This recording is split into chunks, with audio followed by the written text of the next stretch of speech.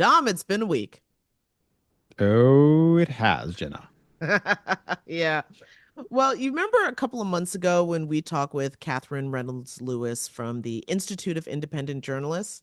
Yeah. I remember talking to Okay. her about the latest. She did a survey, right? They were doing a census of laid off journalists. Yes. Well, the census is done and the results are in. And so we're going to talk about that in our headlines. That is our headline of the day because she uncovered, I would say, a lot of uncomfortable truths about where the industry stands right now. Let's get to it. Cool. Let's start the show. Hi, I'm Jenna, And I'm Dom, and we're both award winning journalists. who've recently been laid off. Our industry is experiencing a seismic shift, and it's shed a lot of really good journalists. So, where does that leave us? Well, we're definitely laid off. And we're looking for new jobs, looking for what's left of the industry, and what to do next. And we're looking at all of it. So, if you're a fellow laid off journalist, a working journalist, or someone who admires the craft, we're looking to build community. Develop new skills, and try to figure out what just happened. Welcome to Laid Off and Looking.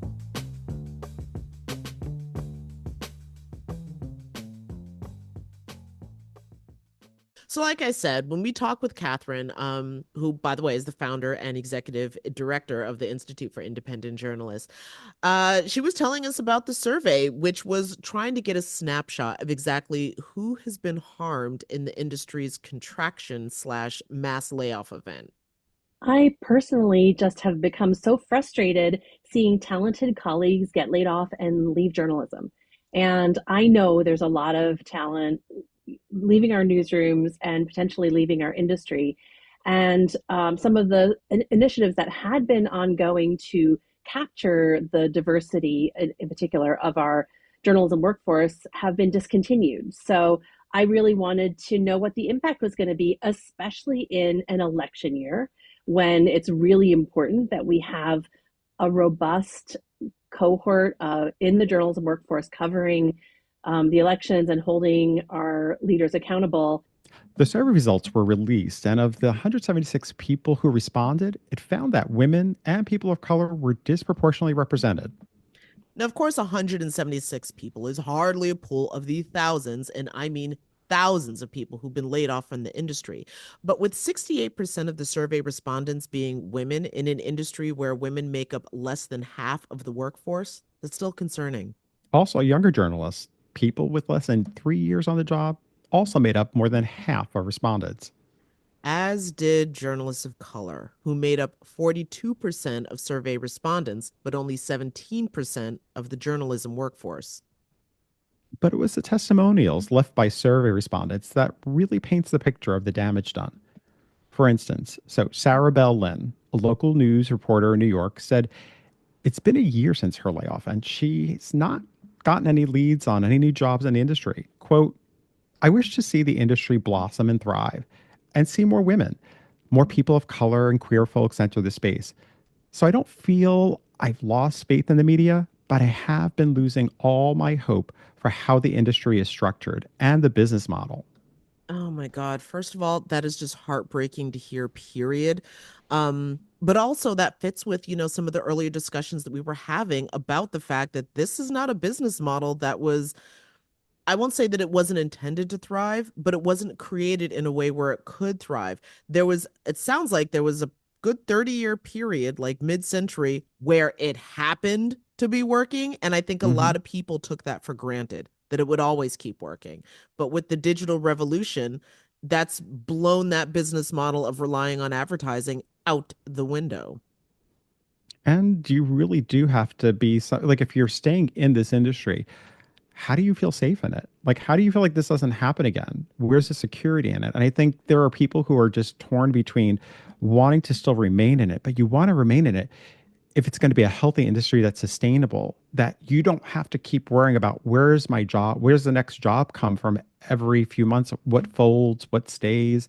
So it really does it's a bit of a mind fuck, to tell you the truth. No, it completely is. And for something that is so necessary. I mean, these stories still need to be told. We need to have a more thorough and robust understanding of not only our own communities, but, our government and the world around us and the people in it and the individuals who make up our society. And yet, if the people who are telling those stories do Hmm. not have solid ground to stand on in order to do that Hmm. work, it's all going to suffer.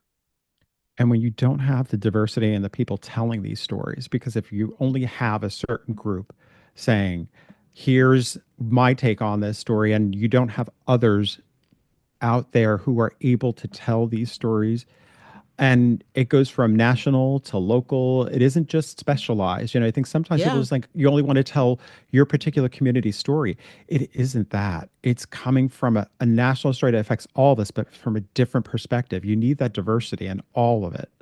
Oh, totally.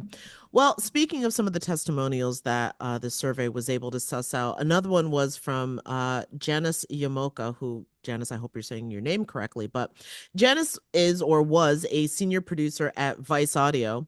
Remember when Vice shut down? Hmm.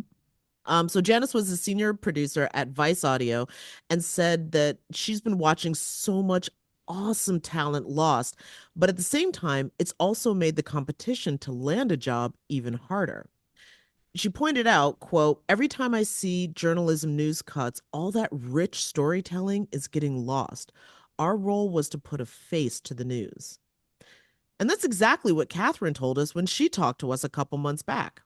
Every time a group of people leaves a newsroom or leaves journalism, we're missing them, right? We miss their talent, we miss their institutional knowledge.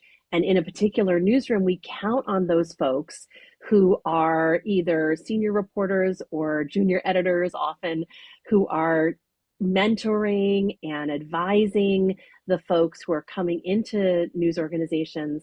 So yeah, Janice's take was quite literally what has been my ongoing fear. Like every time I would learn of new journalism layoffs, it was like a tiered response. The first tier would be that my heart breaks knowing that somebody else is going through that experience because it's devastating. I mean, I think several people have said like getting laid off is almost akin to a death in the family. It's sudden, it's unexpected, and you lose not only your livelihood, but you also lose your sense of community. For a lot of journalists, you can lose your sense of purpose. Just so many things are suddenly lost all at once. So there's that. But then also, my second thought is also, damn, the line for people trying to apply for the few jobs left just got longer, and the competition got even stiffer. And I don't know a single journalist who doesn't know that, there's a lot of people who are also applying for these positions who are just as good as if not better than me. Yeah. It just adds to the fear of like, oh my God. I mean, I know we've talked about the whole layoff aspect of how that impacts you mentally, your mental Mm-hmm. health. And listen, I saw like in one of the other stories within that survey was talking about, just the kind of how what it's like, how long some people also need time before they even look for another job. Because like you said, I think you listen, I can't talk about other jobs, right? I've worked in the media industry most of my life. And I can just say what that's like is, you put long hours in, just like I'm sure other jobs, but just speaking from this, right? Mm-hmm.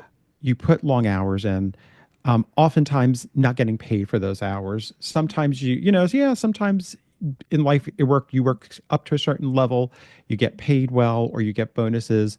But for the most part, you never really paid what you're really doing. And some people might say, well, then why do it? And it's like, because you love what you do.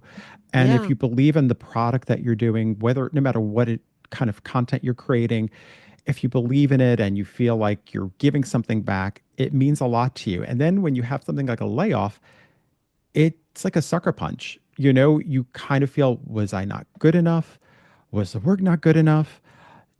And then now add on top of it, like you said, this is very different from layoffs back in like what was happening in the crash in 2009, 2008, 2009, Oh in my that God, that's so true. the times are so different. That's why I think like both of us, when we saw this happening back in, December 23, 23, we were saying like, I think this is going to be different. This is everybody. There were people who were telling us, it's going to be, don't worry, you'll Oh get my jobs God, really quickly. so many people that I heard from who were just like, "You're gonna be fine. It's gonna be fine. Like, you're so talented. You're so this. You'll see in a couple of months. Bing, bang, boom, and you're gonna have another job. You'll see." And like, I just remember being like, "No, this feels more catastrophic." And again, our anniversary comes up December 1st, but I mean, that January, well, obviously, that's what led us to even start this podcast because it was like we were laid off, et cetera. And then that following January, starting in 2024, it just felt catastrophic. Because you started hearing other places too that were, there were rumblings. Then all of a sudden you started noticing certain other news organizations, hearing about laying off hundreds of people within their newsrooms and places folding.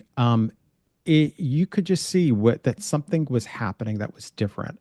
Yeah. Um, and I think, like you said before about the competition, listen, we all know competition's good, but it's in a certain up to a certain point though, because I also do believe that there are some points where competition could be used against, people, meaning that, some organizations could take advantage of people, lower Oh, pay, expect you to do much completely. more. Completely. A Um, lot of people I've heard, oh, well, this isn't just a contraction. This is sort of like resetting, a reset for right. everything because we were paying people way too much. And first of all, I'm just like, okay, we've worked in very different shops because that's never been the story of my career. But still, though, like, okay, so I guess one of the things is that like, oh, you don't need this many people to do, to get a story out. You can do it with half the people or whatever. And there are some jobs that like, no, one person is not qualified to do all of them. Like, might I be able to touch on some of the skill sets of all of them? Probably. Can I do all of them well? No. It just it's shortchanging. And I guess what really is frustrating, it's not just like, oh, you're shortchanging me and the work that I'm able to do. You're also shortchanging the public in the hmm quality of the journalism that they're getting, which is also a huge problem because what fills that void? Misinformation. Well, so true, Jenna. So now Catherine goes on to say that the survey, quote, takers shared heartbreaking stories of financial desperation, loss of identity, and depression as the result of a media layoff. She also says it deeply impacts people's sense of safety. I 100% agree with that because, again, to do this work, the only thing that I can compare it to is teaching. And it's again, it's the kind of work where it can often feel thankless. The same way teachers can have students who like they're not even listening. Sometimes you feel like that as a journalist that I'm putting in all this work to bring you like this well reported, well written, or well researched and broadcasted piece or written piece, whatever it is, and the audience isn't really engaged or whatever, but you keep showing up and you keep trying because this work is important. And one of the things that I guess allows you to keep doing that, and again, the long hours that you're talking about, those constant, like being on call 24/7, the being like, you know what? It completely upends my life, but it's what the story needs. So I'm going to be there to do what the story needs to make sure that the public is getting the information that they need. If I'm doing this in a space where I'm not entirely sure I'm standing on solid ground, well, now that's going to change the way I work because, like, what is the point of going all in like that and making some of the I mean, we both know journalists who have made themselves sick working on stories or storylines or something and making sure that everything was always updated and that people were getting the latest information and everything was done correctly, etc. But if I don't even know that, like, at any minute now, I could just lose my job at like, well, yada yada yada, the budget, so bye. What what's the incentive? Yeah, I go back to that. again, if you feel if there's instability within the industry, it's very difficult to continue doing your job. And It's that because incredibly difficult. how does that work? Just like anybody, ask anyone if you work someplace where you can tell that things you feel like you're on unstable ground, how it's very difficult to just tune it all out and do it without it impacting how you're seeing, because you're thinking to yourself, how am I going to do this? Like, how am I, Yeah. what happens if this all goes away? And what happens, none of it all goes away, but it all goes away um, in an industry where now there aren't as many opportunities. So then you have to start thinking, do But I then try that to stay also in the industry? encourages you to fragment, your time and energy so that, like, yeah, I could be giving this to make sure that, like I'm still staying, I'm still working my sources. That's unpaid work, by the way. Like the time that you're putting in to like build those relationships of trust with your sources and stuff like that. But if this is an unstable industry, I'm probably putting that energy that would have gone to that into like making sure that I have multiple different streams of income because I don't like, I can't, you know, does that make any Um, sense to you at Yeah, least? well, yeah, no, and just going back because I Sarah Bellin, there was a portion of her interview where she talked about how right now for the past year, I guess she's been doing part-time work, non-journalism jobs. She's worked Yeah. at music venues, a Brooklyn yoga studio, and event staff for New York runs. And it said that the layoff took this tremendous toll on her, caused her this mountain of stress to fall on top of me. It is usually the first thing I feel in the morning and the last thing I feel before I go to bed, because you're in this space where it's like, again, you're people who are trying to get back into the industry, or who are hoping something's going to change, or I'm going to get hired. I'll do these jobs because I have to make money and I have to pay bills, have to pay my rent, have to pay my house bills, your mortgage, and yet you're doing enough to pay some of those bills, but you realize I can't stay doing this for another 2, 3, 4 years before the industry comes back. So If what it comes back. if it comes back? And I think we all know, I mean, I don't know. We don't have, none of us have the answer, and nobody's going to have the answer. Nope. Not really. So what do you do if you're somebody who's kind of holding out just enough, taking it slow, hoping I'm going to wait it out, but then realizing what happens if after I wait it out, when do I give up? Or do I give up? That's And a really emotional thing to no, take that's with you. huge. And I mean, listen, real talk, that's, off Yes. mic, we've had that conversation. Yep. Like, do we know where like you just wave the white flag of defeat? Yeah. I Suddenly. mean, Yeah. yeah, I'm again not ready to do that. No. But I don't know how much longer I can let my ego be in control. You're right. Well, listen, I think all of these things, all of these issues speak to the trust that not only do journalists have in their ability to keep their jobs, but then subsequently in the quality of work that we're doing, which then affects the trust that the public has in the work that we do and whether or not they want to spend the, I don't know, however much a month to subscribe or whatever, et cetera. And that feeds into this week's interview. We talked with Joy Mayer from Trusting News, who started literally her own organization to address this very issue. So, in last week's headlines, Dom and I had a fun yet sobering discussion. One topic we're going to get into is how much the public really trusts the media. They don't. I tell you right now, they don't. They don't trust us. They Why think don't we're they trust us? well, I don't know. I guess this article's going to tell us, but like, girl, what? It was a Gallup poll, and it showed that Americans' confidence in the media, newspaper, TV, and radio has hit an all-time low. Apparently, the public trusts Congress more than us. Like, seriously? And it got us thinking, why? How do we get to this point? And more importantly, can things improve? To explore this issue further, we reached out to an expert on the topic, Joy Mayer. She's the executive director of Trusting News. Welcome to the show, Joy. Thank you so much. I'm happy to be here. So, Joy, first we wanted to talk to, we were talking to you about this survey. Like, how did the media get to this low point of trust with the public? Well, It's been a long time coming, and it's easy to blame it on the internet. It's easy to blame it on the modern political movement.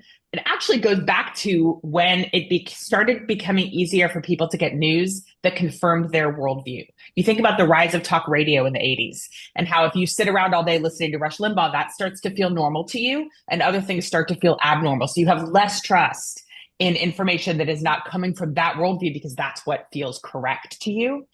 And then you have the rise of cable news and all before the internet, right? And then it's just gotten easier and easier for people to pick and choose what they tune into, and for media messages to be presenting really different versions of what's happening around the world. So the easier it is to find different versions, the more confusing it is to try to tell what is accurate, what is responsible, what is driven by a public service mission of information and civic engagement, and what is coming from some sort of other agenda, either explicit or hidden. So it's there are a lot of market reasons why it's gotten more complicated. Well, who's to blame? Like, can we hold somebody responsible? Can we wag a finger at somebody and be like, this is all your fault? We can't really. No, it's just the way society is changing. Oh I mean, God, trust it's in all of institutions us. is down overall as well, as you were pointing out. We rank below trust in government. We rank below trust in a whole bunch of institutions. And a lot of that is because people are looking out at the media, and it is genuinely real hard to know what to trust. So and that's true whether you're flipping through TV channels, honestly, or whether you're looking at what's showing up in your inbox or in your social media feed. Certainly it's tough if you open Instagram or TikTok and all these different people that look kind of the same are presenting really different versions of reality. And I just have a lot of empathy for what it's like to try to tell what's true these days. It's really hard. Yeah, I'm glad you say that, Joy, because I think sometimes it's so easy to want to blame somebody and feel like it wasn't our fault. Like it's important for the media to kind of look at itself too, right? And kind of acknowledge where maybe we've also made some mistakes. The media might have made some mistakes along the way. Well, listen, I mean, we like to think that until all of this upheaval, we served everybody well. I mean, if we go back and ask communities of color how well they felt like their lives and values were reflected in the news 50 years ago. So it's just a matter of this like dominant view of the dominance that legacy Mm-hmm. media have had has decreased for a whole variety of factors. And what I think we need is a whole lot of humility about who we're serving well as journalists. I come from journalism, who we're serving well and who feels left out or misrepresented um, from the journalism that we're offering. I'm guessing, and also how they feel that way. I mean, speaking of, the way people were represented before, we've had conversations where we've talked about how journalists can allow themselves, we can begin to think of ourselves as almost precious and untouchable because the work that we're doing is so important. And while that is true, it can allow us to behave in, frankly, some problematic manners when it comes to, well, this is the formula for how we cover certain stories. Like when it came to, previously before dealing with Black and Brown communities, you helicopter in usually a white reporter, kind of like Jane Goodall, to report on what the natives in that part of town are doing. Yep. I get it. Yeah. I mean, two things I'll say about that. One is that it's really important to understand that a lot of irresponsible things are done in the name of journalism. So while I might feel really good and kind of precious about the work that my team and I do in any newsroom that I've worked in, there are a lot of things about journalism that make me really mad and frustrated. And so we exist in that climate. We're part of it, even if we feel good about what we're doing. And then I guess I'll just also say that whether or not what we're doing is providing a useful public service and equipping people to live their lives is not up for us to decide. You serve the public you have, not the public you wish you had. So for journalists to be saying, no, you should pay attention to us, we're providing a needed public service. Like, okay, for what section and what diminishing sliver of your community are you providing that service? So, Joy, can you tell us, like, what motivated you to create Trusting News? How did that evolve? I was working in community engagement in journalism. Back in 2010, I did a fellowship studying community engagement and audience engagement and trying to figure out. I heard journalists talking about that a lot, what it meant to engage with their communities, and I was trying to figure out what that looked like in different types of news outlets. And then I created a community engagement curriculum at the University of Missouri and a team in a newsroom dedicated to that. So I was fully immersed in that idea of civic engagement and community engagement. And it became increasingly clear to me that more people lacked faith in the basic integrity of what we were doing. More people doubted why we were showing up. More people were questioning whether we were sort of on the side of good, some things that I had always taken for granted about why and how I was interacting with my community as a local journalist, people just weren't buying. So about 2014, 15, I was getting really curious about instead of just feeling defeated by that and frustrated by that, is there a way for journalists to feel empowered and to have something they could do about it? Basically, what would it look like to try to earn trust and to accept that it's our job to earn trust rather than just expect that it would be there or demand that it be there and get defensive when it's not? So I started Trusting News in 2016 to just try to figure out what it would look like to take a proactive approach to this. Well, I feel like there's been an excellent example of that that's been playing out during the 2024 presidential campaign, and that is with the Harris campaign. Vice President Harris has done a lot of press, but in non-traditional legacy spaces. Like there's been a lot of Black media spaces. There's been some, I think, more irreverent podcasts. Like apparently everybody got upset about Call Her Daddy? Call Her Daddy. Okay. Yeah, everybody got upset about that. Frankly, I think it was the title. Anyway, but because, it wasn't like, eventually she got to 60 Minutes, but that wasn't where she started. And I was definitely getting the sense from some of these legacy institutions of how dare you not come to us first? Like there was a very sort of entitled, just like, I'm sorry, what? You're talking to Charlemagne and not to me? But that's where the audience is. I think entitlement is a good word for it. I will also, though, say that there's less transparency so anytime you look at kind of newer or less understood ways of reaching an audience with information, it's going to raise questions about how things in that environment operate. And one of the questions that my team and I are doing a lot of work around creator journalists and influencers and what traditions and values of more traditional journalism apply there and what don't. One key value that journalists have is identifying when something is paid content and when it's not. Right? So we have advertising, we have sponsored content, we have traditional news. There are a lot of ways that we label it, but we value being clear about whether we are paid to produce something or whether we have produced it independently from influence of that, right?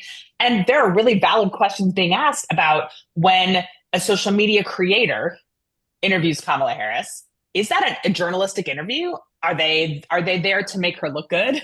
Are they there to ask questions? Are they basically in service of a relationship with the campaign, or are they in service of an audience and a public that needs information? So I think it's fair to ask questions about whether those kinds of interviews replace and or hold the same kind of integrity or values as traditional journalistic interviews would. Joy, so Jenna and I, we've been talking to some people who left traditional journalism and are going into the social media space and doing it as a news influencer. And they've also talked about, the difficulty of some wanted to stay in the traditional journalism space because they're like, but they also said they weren't able to develop their social media aspect of their careers. And so they're like, look, fine, I'm going to go on my own. But I do think it's interesting looking at what does that mean to really be a news influencer, as you were just saying there. So what are some, I guess, should there be some type of, something where there's some kind of program or something where people sort of know what is allowed, what's not allowed. If you're calling yourself a news influencer, what are some tips that people can use to make sure that the information they're getting, and also if you're the news influencer, that that you're sort of, if you're on your own, you want to make sure that you're not crossing certain boundaries as a journalist. So what are some ideas that you have in terms of that space? Yeah, that's something my team and I are working on now, actually, and we're gauging interest for that. It seems that there's interest in that. When you think about things that we take for granted that come with the sort of credibility wrapping of traditional journalism, it's things like we fact check, we correct errors. If we get something wrong, we'll tell you, right? That's one of the first things I tell people when they say, how do I decide whether to trust something? Well, everybody messes up, but will they tell you if they mess up? Independence from influence. And that could be political influence. It could be financial influence. It could be like, what's your relationship to funding? And what's your relationship to sort of causes? Are you working on behalf of a cause? I don't have any problem with that either in journalism. If you're kind of working within elevating certain voices or highlighting something you really believe in, I don't have any problem with that as long as you're transparent about it.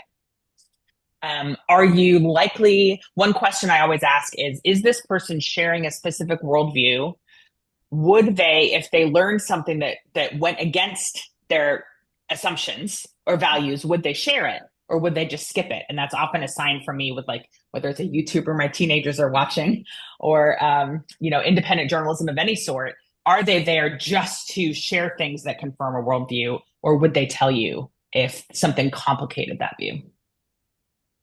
Ethics in general, I guess I'll say, is anything that we say in terms of how we would handle transparency around conflict of interest, around how we decide what to cover, how do we pick stories that we cover, That's things how do we things that decide what to traditional cover? journalists would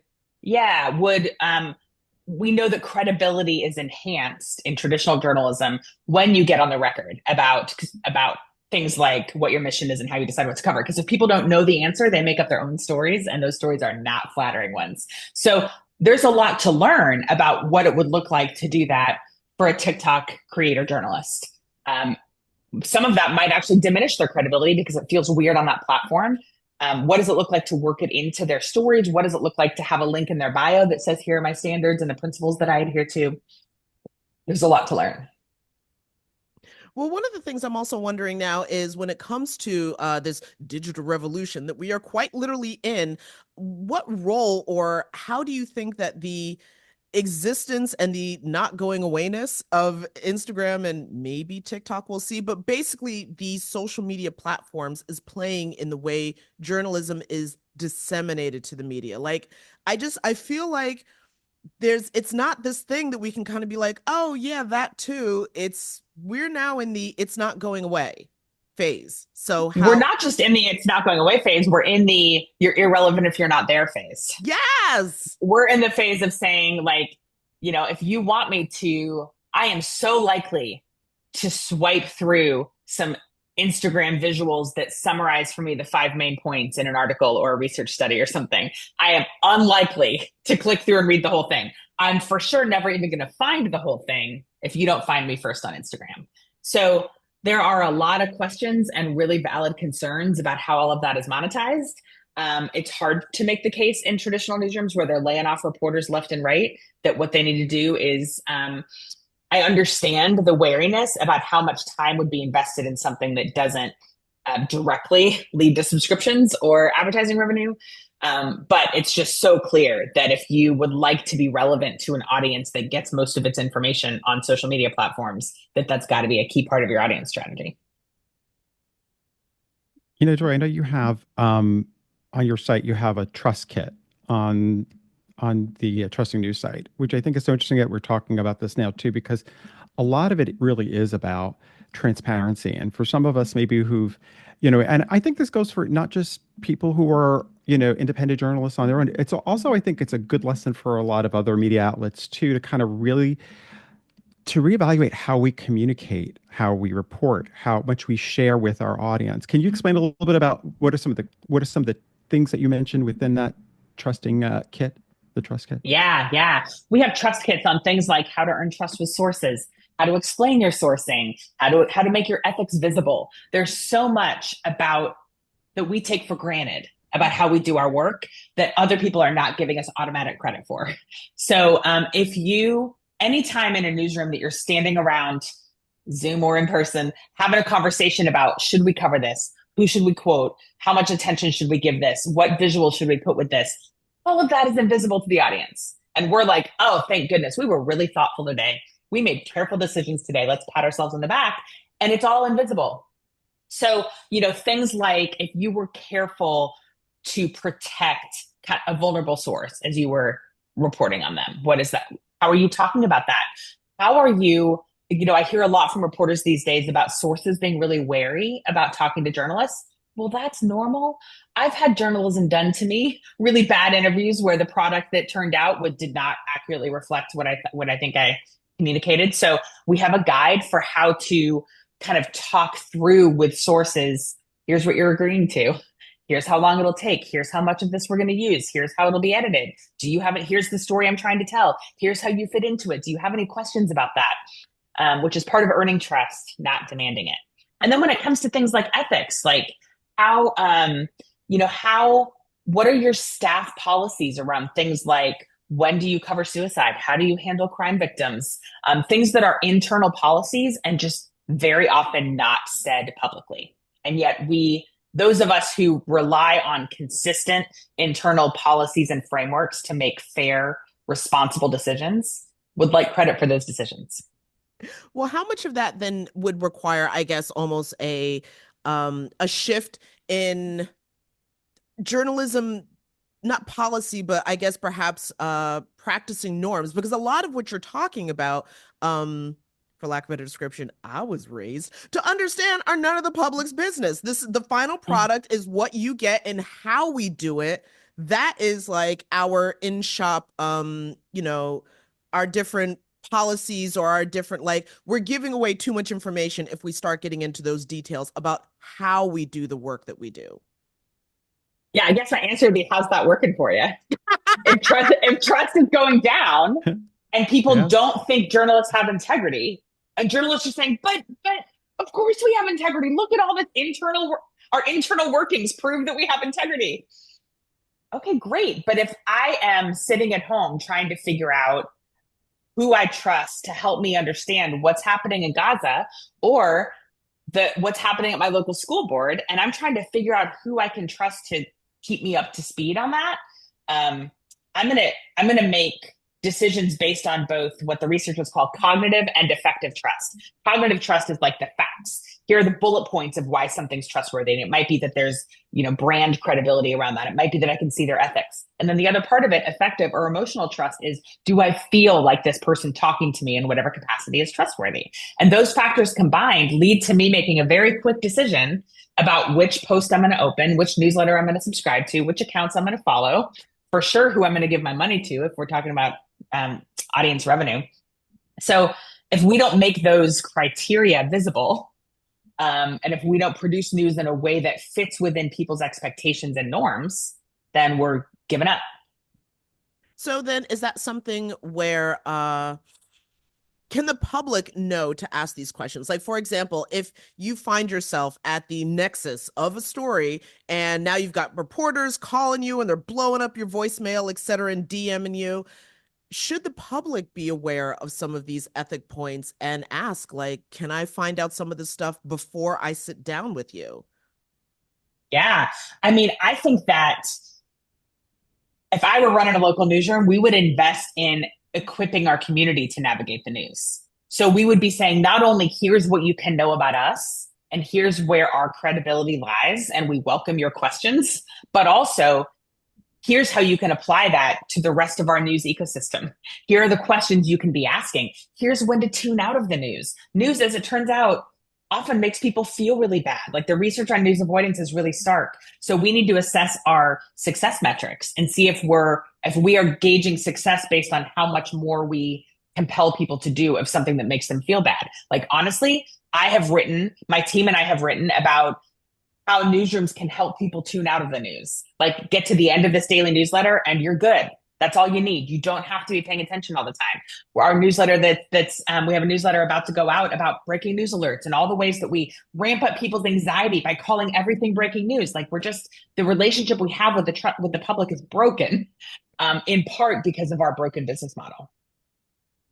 Yeah, it's funny because the first thing I was thinking of was the whole issue of news fatigue, and how, I mean, Jen and I we worked together for years, then we were laid off. And then afterwards, I've got to be real. There's parts of it that I have to tune out of news because it, you seem to forget when you're in it for so long how much it actually takes. So, you kind of can't be so, and Jen and I have talked about this before too, about you can have like a certain sense of you have to sort of cut off certain feelings certain times because you're like focused on the story. You can't, you're like, I got to get the job done. I got to get the You job almost have done. to separate the humanity of the story from the story to tell the story sometimes, which is a wild thing to say, but Yeah, we've And all then it been there. hits you, and then it hits you afterwards when you step away, it all starts to hit you.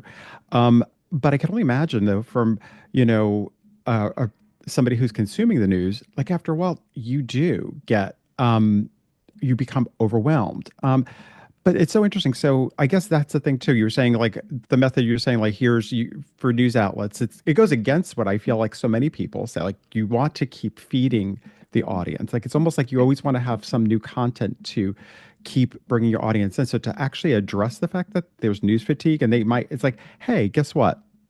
This is enough. You could read this today and you don't have to feel so overwhelmed.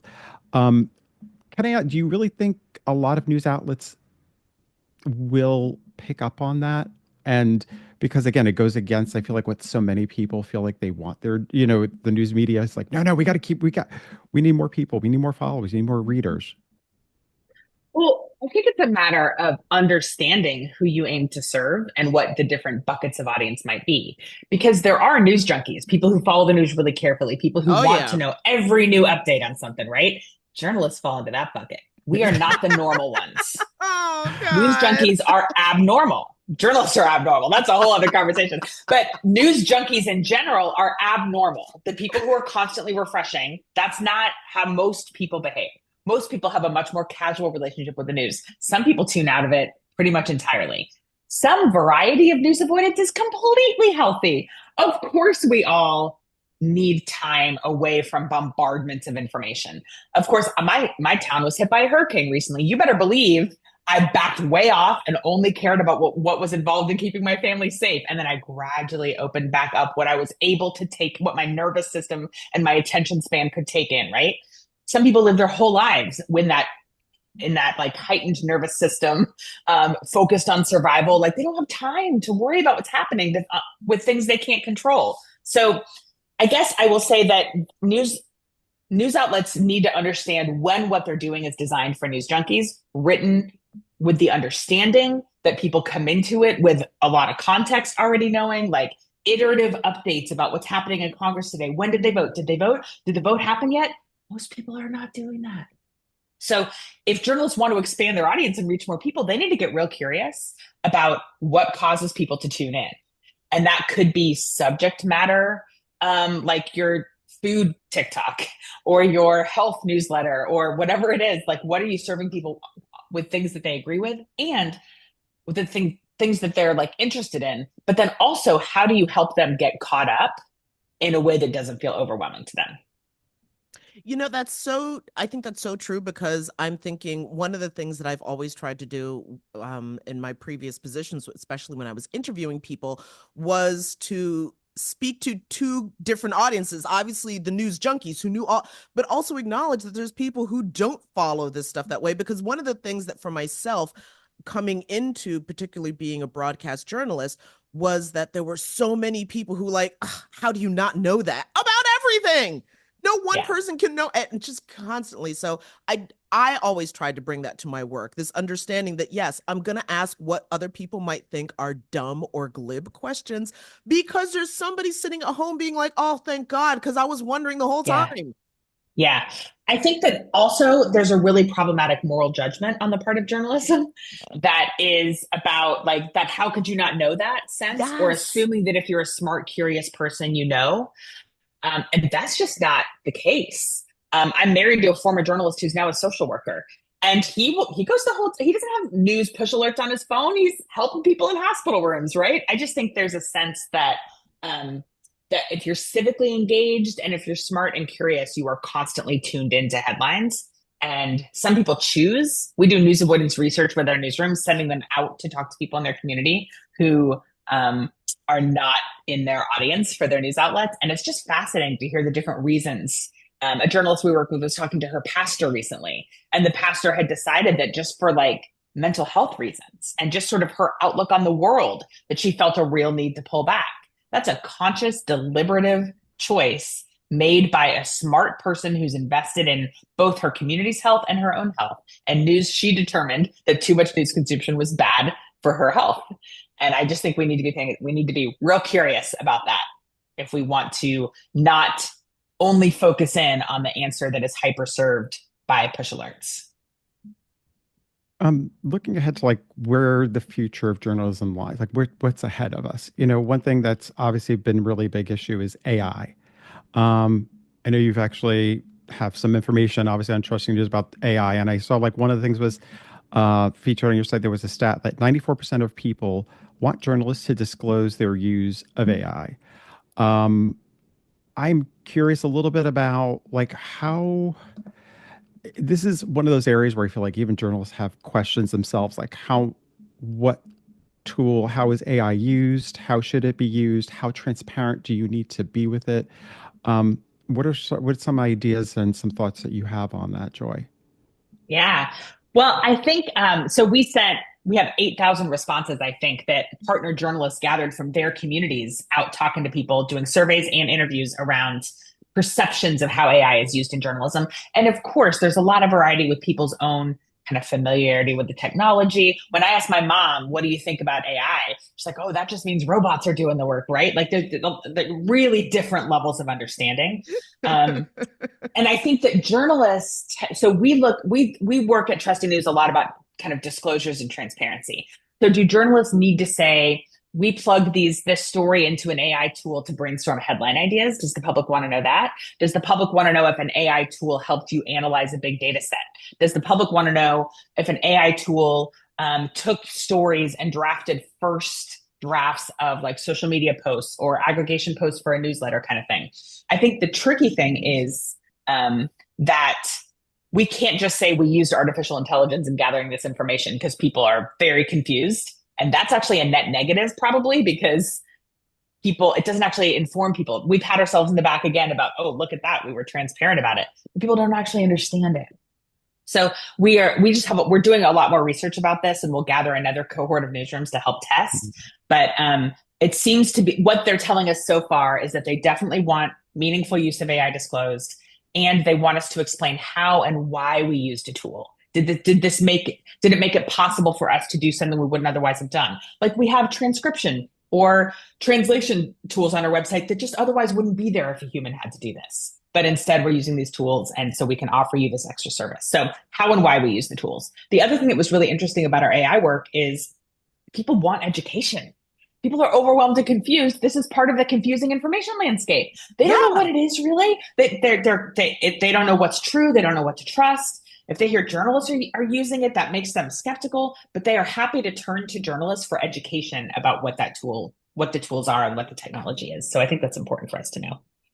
I would definitely say so. I Dom, think what it's were you going to interesting. say? Oh no, I was just going to say, like, because I really think that's the other important thing is you talked about when you can give too much information, and I think that's because sometimes people will think just throw everything at the public, but that isn't always the answer. That can actually make it a lot worse. It can make it worse for sure. And especially if it's done in kind of a jargony way, if it's done in a way that confuses me and doesn't meet me where I am in terms of my level of understanding or comfort, then it also can do harm. If it's written for like a tech team to read and be like, oh, if it's written for a nerd to read, like, oh, you use that tool to do what? That's so cool. I didn't know you could do that. That's not going to help my mom. No, that totally makes sense. I'm also wondering, just going back to the creator economy, which apparently is the economy now if you want to make money. And so you put out a creator survey for ethics, specifically ethics and standards and surveys on creator journalism, and conducted a survey called Developing Standards for Ethical Independent Creator Journalism. What would you say are the biggest key takeaways from that? The biggest key takeaways, we did that with the journalist Liz Kelly Nelson, who's got a wonderful newsletter called Project C that I recommend on this very topic. The takeaways were that people who opted into taking our survey, I'm not suggesting it's a representative sample of all creators on social media, Um, Definitely agreed that standards were helpful, that it would be helpful to journalist creators, creator journalists, news influencers in differentiating their content from the rest of the noise on the internet. If they had kind of a Oh. template to follow or some sort of practices around laying out, here's what I stand for, or here are the principles I follow. That seems to be helpful. They're open to, we don't know what that would look like. So we need some experimentation, and we're going to be fundraising to um, figure out, to do some testing around how can these standards be worked into products on these platforms and refer back to, and how does the audience actually respond to that? And then we'd also love to do some training once we know what works. One more question. Is there any responsibility? I know this is a silly question, but is there any responsibility of the platforms to perhaps work with an organization like yours to help build that level of trust so that it's very clear? Because again, what I'm finding, even from Gen Z, because I'm teaching now, is how they go and get their information. It's on these platforms. Yeah, I think that there is. I think that the platforms should want to make it easier for people to navigate them. And I think Yes. part of that is differentiating between types of content. So I'm hopeful that platforms will step up to help with these adjustments. Cool. So, Joy, our last question that we like to ask everyone is, why did you become a journalist? What led you to this path of journalism? Hmm. What a nostalgic question. Well, it started for me with the craft. I liked to write and edit. And uh, when I was a student journalist or student at the University of Oklahoma, somebody came in from the student newspaper and said, we're actually hiring for the spring staff. And if you find a lot of mistakes in the paper, there's this job called copy editor, and we could pay you to find mistakes. And so I circled all the mistakes I found in the paper and took it in and said, hey, you should hire I me to be love a it. copy editor. So it started for me because I liked to work with words. Um, but I would say that the real turn that I took was actually as a student journalist. I covered the Oklahoma City bombing that happened just Oh, 20 miles away from wow. our campus. So that's how old I was. It was 1995. And the real visceral, tactile relationship that I witnessed between people's need for information and my ability to provide information is when I realized that this was a mission. When I realized that people were relying on information that they were not equipped to find themselves. People were calling the newsroom trying to find out if their family member was safe.